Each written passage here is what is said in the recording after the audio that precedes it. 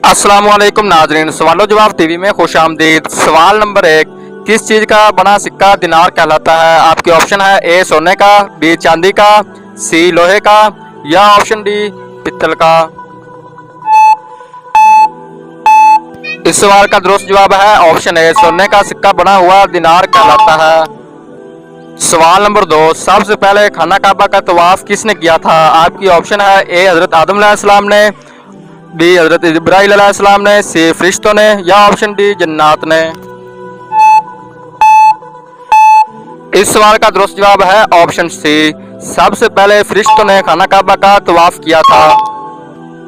सवाल नंबर 3, पहली ईद नमाज कब अदा की गई थी? आपकी ऑप्शन है ए 1 हिजरी को, बी 2 हिजरी को, ऑप्शन सी 3 हिजरी को या ऑप्शन डी 4 हिजरी को। इस सवाल का जवाब जानने से पहले मेरे चैनल को सब्सक्राइब और बेल आइकन को जरूर प्रेस करें।